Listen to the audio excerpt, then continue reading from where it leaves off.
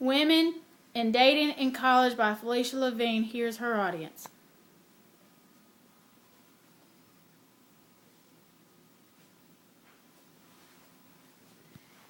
A young woman heading off to college can't help but to ponder her future as a glamorous co-ed. Often her picture-perfect image includes a boy, a beau, or a boo. But is this vision skewed? After all, as Gloria Steinem famously said, a woman needs a man like a fish needs a bicycle. Romance can distract from as well as contribute to a young woman's optimal college experience. So, should we or shouldn't we? I am a young female college student and I think romantic entanglement is a grand idea. Dad, on the other hand, not so much. There are legitimate pros and valid cons to dating in college.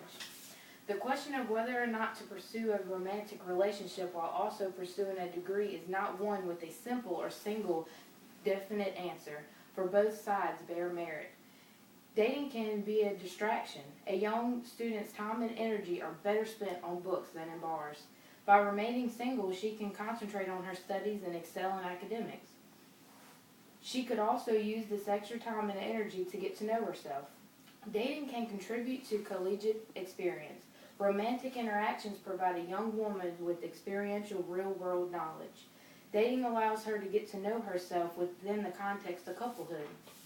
Both camps have valid points. Now let's further consider how dating can contribute.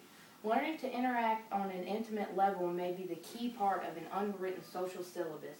As Deborah Ruffman, a human sexuality educator, points out, this is the dilemma with this generation. How do I learn about intimacy? One needn't be an expert, as seen on the online debate on this issue.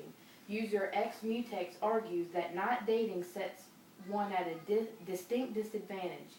You make mistakes, they make mistakes, and you do better the next time around. Put yourself at risk. Be willing to mess up or to lose, because in the end, all of this stuff will make you better and stronger and more capable when the real thing comes along. User for All Mankind agrees. When you do meet someone so special, you want to have experience so that you make the absolute most of it. For Caitlin Gray, author of Perks of Dating in College, you learn what you can live with and what you can't live without. You're honing in on exactly what you need in a partner. I dated a string of guys who were quite informative when it came to what I would never put up with again. The issue of sexual identity is also key, as a young woman not only learns what she wants in a mate, but whom, for she may not even be straight. Focusing only on yourself and your academics goals could lead to loneliness and isolation later. In an NPR interview, Mae Wilkerson, 25, suggests that a heightened sense of individualism and a drive to succeed may ultimately interfere with intimacy. For many, dating is part of a social curriculum. User Just Gary feels dating is part of the education. 63% of female students said that they'd like to meet their future husband in college, as reporting in Hooking Up, Hanging Out, and Hoping for Mr. Right. College may be the best time to date. User Andrew Cook claims college is by far the best place to meet people. Kathleen Gray feels the academic environment is ideal for dating. College can be seriously, intellectually electrifying. That makes for better dating. Don't start smooching just yet, y'all. It's time we delve deeper into dating as a distraction. Dating distracts from academic goals and personal opportunities. Aren't we paying good money for an education? Isn't that the point? User Goofy says there's nothing wrong with keeping your head clear of the rigors of dating in order to deal with school in a highly respectable way. It all comes down to resources.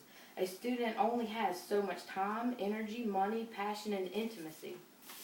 As stated in Campus Dating, Is Campus Dating Dead? Today's students have a very limited amount of time to spend on social activities. Most don't want to put the time and emotional effort into committed relationships while they're still in college and need to be mapping out their future goals. Our limited resources are perhaps best spent on academics, self-exploration, and friendship. This may ultimately pave the way for healthier relationships later. Friends and roomies are people too, and can teach us plenty about intimacy. As Elizabeth Welsh, 25, says it's a common and easy mistake to assume that somehow the values of friendship and those relationships building blocks have no place in long-term relationships. For Caitlin Gray, when the hot TA became her roommate, she developed a deeper understanding of the opposite sex. Living with him made him a real person, like in the Velveteen Rabbit. Brenda Wilson states, just as the hookup has replaced dating for many young people, friendship appears to answer to the need for relationships. Even more valuable than friendships and forming a deep connection with yourself, user Heather Ann says, I spent a lot of time figuring out what makes me happy and how to be independent, all the while watching other relationship styles. That's been very good for my relationship. I'd worry more about people who've been without a significant other since they were 16. User Oberstern concurs. Being able to live with and understand yourself and define yourself apart from whom you're dating is something a surprising number of people struggle with. Concentrating on friends and self is safer. Alarming statistics gathered by Yale Health back this up. 53% of college students have experienced at least one incident of dating violence. In the U.S., a woman is severely assaulted by a male partner every 15 seconds.